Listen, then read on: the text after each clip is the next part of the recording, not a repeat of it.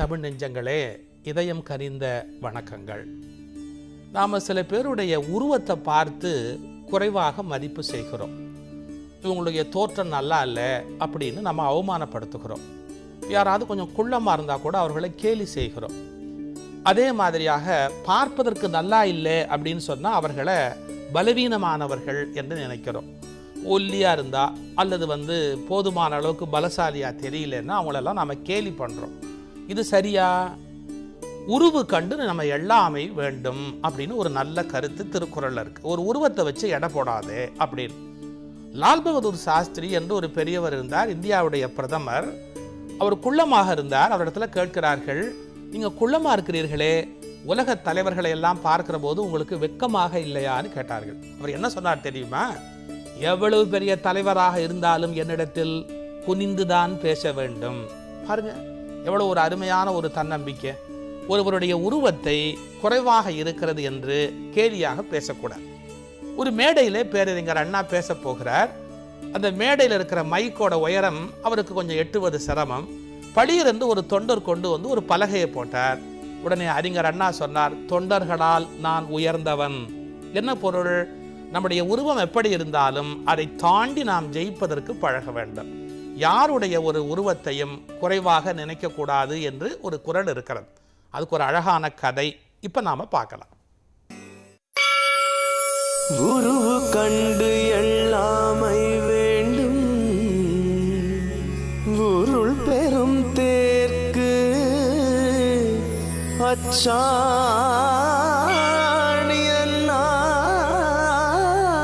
உடைத்து.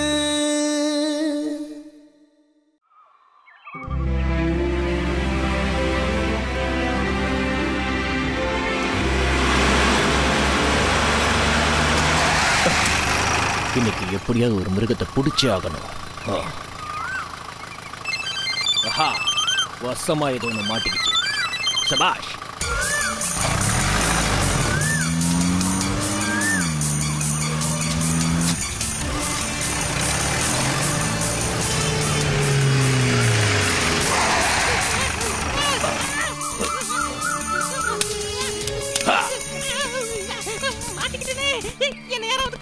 கவலைப்பட வந்துட்டேன்.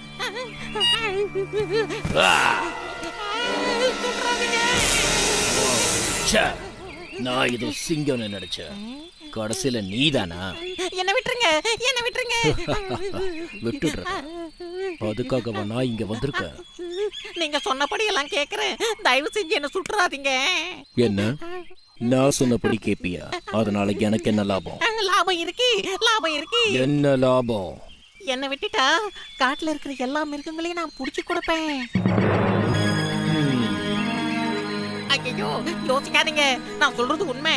அப்படியே அவங்களை கூண்டோட புடிச்சு கொடுப்பேன். என்ன நம்புங்க. உன்னை எப்படி நம்புறது? நீ எப்படி புடிச்சு கொடுப்ப? என்ன நம்புங்க, அவங்கள புடிச்சு கொடுக்கறது உறுதி. சூரிய உதயத்துக்கு முன்னாடி அவங்க எல்லாரையும் நான் கண்டிப்பா புடிச்சு கொடுத்துருவேன். சரி, என்ன ஏமாத்த நினைச்ச நான் பேச மாட்டேன். இதுதான் பேச. புரிஞ்சதா? தலைய கூட ஆட்ட முடியலையே. தயவு செஞ்சு இதுல இருந்து என்ன விடுதலை பண்ணி விடுங்க. அப்பாடா, தலை கிறுக்கிறுன்னு ஆயிடுச்சே. ஆஹா ஆஹா, என்ன ருசி. அப்பாடா, ஒரு வழியா வேட்டைக்காரங்கிட்ட இருந்து தப்பிச்சிட்டோம். எல்லாரையும் புடிச்சு கொடுக்கறத வாக்குறுதி கொடுத்துட்டோமே. இப்ப என்ன செய்யலாம்? இனிமே நம்ம வேலையை காட்ட வேண்டியதான். காட்டுல இருக்கிற எல்லா மிருகங்களையும் புடிச்சு கொடுத்துட்டா அதுக்கப்புறம் நாம தான் ராஜா.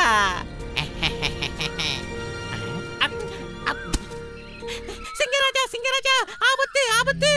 ஏன் இப்படி ஓடி வர? என்ன ஆபத்து? மகாராஜா, மகாராஜா, நம்ம எல்லாரையும் பிடிக்கிறதுக்காக வேட்டைக்காரங்க கூடார அடிச்சிருக்கா. என்னது? உண்மையாவா? ஆமா மகாராஜா. எங்க அவ? காட்டு. மகாராஜா, மகாராஜா, இப்ப வேணாம். அவன் கையில துப்பாக்கி வச்சிருக்கான். ஓ, இப்போது என்ன செய்வது? நான் ஒரு யோசனை சொல்லட்டுமா? சொல்லு. இன்னைக்கு ராத்திரி அவன் தூங்கும் போது நம்ம கூட்டத்தோட போய் பிடிச்சிடலாம். நீ சொல்வதும் சரிதான். சரி, இன்று மாலையே நான் சொல்லும் நண்பர்களை இங்கே வரச் சொல். சரி. நமக்கும் நடிப்பு நல்லா தான் வருது. நம்ம சொல்றத சிங்கராஜா அப்படியே நம்பிட்டாரே. இனிமே நம்ம தான் இந்த காட்டுக்கு ராஜா. இன்னைக்கு ராத்திரி எல்லா மிருகங்களும் இங்க வராங்க. வரட்டும் வரட்டும், நான் யாருன்னு காட்டுறேன். பாதாம் பருப்போட ருசியே ருசிதான். என்ன குரங்காரே, இவ்வளவு வேகமா எங்க போறீங்க? நீங்க என்ன இந்த காட்டுல தானே இருக்கீங்க? உங்களுக்கு என்ன அழைப்பு வரல? அழைப்பா? யார்கிட்ட இருந்து? சிங்கராஜா கிட்ட இருந்துதான். என்ன ராஜா கிட்ட இருந்தா? ஏதோ ரகசிய கூட்டமாமே, அதுக்கு தான் போய்கிட்டு இருக்கேன். சரி, கூப்பிடலன்னா என்ன, நாமளே போய் பாத்திர வேண்டியதுதான்.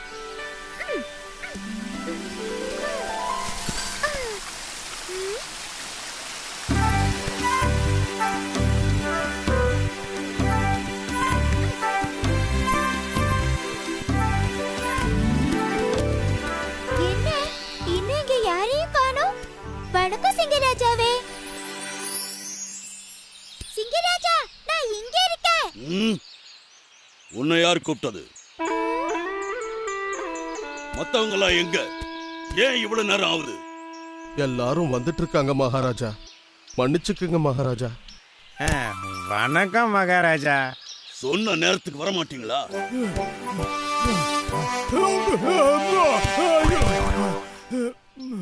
கொஞ்ச நேரம் ஆயிடுச்சு, என்ன மன்னிச்சிருங்க அரசே.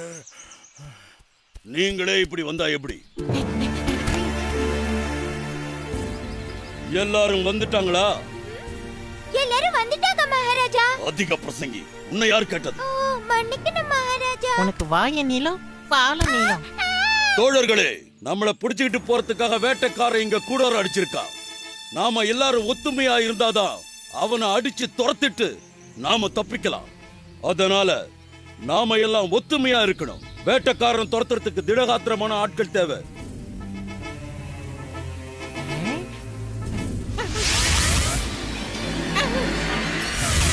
கொஞ்ச நேரம் நாமளும் நடிப்போம்.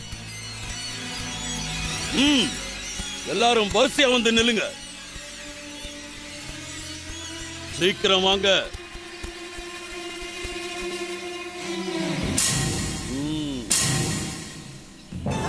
ஏய் சின்ன எலியே, வேட்டைக்காரனை துரத்துறதுக்கு பலசாலிங்க தான் வேணும். உன்ன மாதிரி சின்ன எலியால எதுவும் செய்ய முடியாது. போ இங்க இருந்து. போன்னு சொல்றேன்ல, போ. இன்னைக்கு நாம போய் வேட்டைக்காரனை துரத்துவோம். இன்னைக்கு ராத்திரியே மறுபடியும் நாம இங்க கூடுவோம். நரி எங்க தனியா போறாரு? இந்த நேரத்துல இவருக்கு என்ன வேலை? வேட்டைக்காரனே, சொல்லு. இந்தா. எப்படி பிடிச்ச பாத்தீங்களா? அடப்பாவி துரோகி, வேட்டைக்காரன் கூட சேர்ந்து சதியா பண்ற. இரு உன்னை முதல்ல சிங்கராஜா கிட்ட மாட்டி விடுற.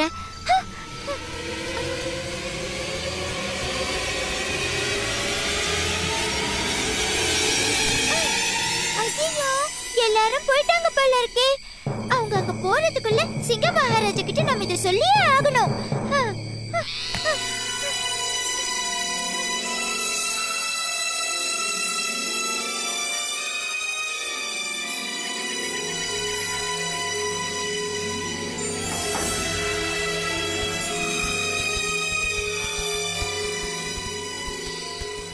வந்துட்டாங்க.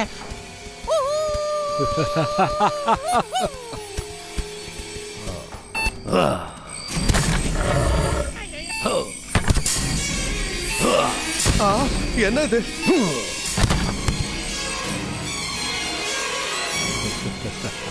நம்ம மட்டும் தான் மாட்டிக்கிட்டோம். நம்ம கூட வந்த நரி எங்க? நரி நம்ம கூட வரல மகாராஜா. அவன் தான் இந்த துரோகத்தை செஞ்சிருப்பான். இவங்க எல்லாரும் சேர்ந்து உங்களை காட்டை விட்டு துரத்த பார்த்தாங்க.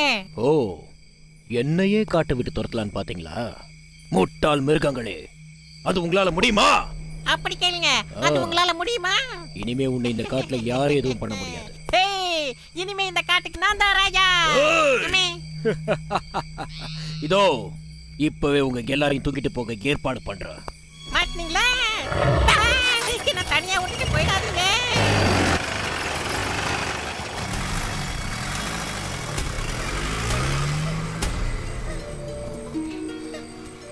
ஐயோ, என்ன இதெல்லாம்? சிங்கராஜா, நரியும் வேட்டைக்காரனும் பேசினதை நான் கேட்டேன். அது சொல்றதுக்காக தான் வேகமா குகைக்கு போனேன். ஆனா அதுக்குள்ள இப்படி ஆயிடுச்சே. கவலைப்படாதீங்க மகாராஜா, நான் உங்களை காப்பாத்துறேன். என்ன நீயா?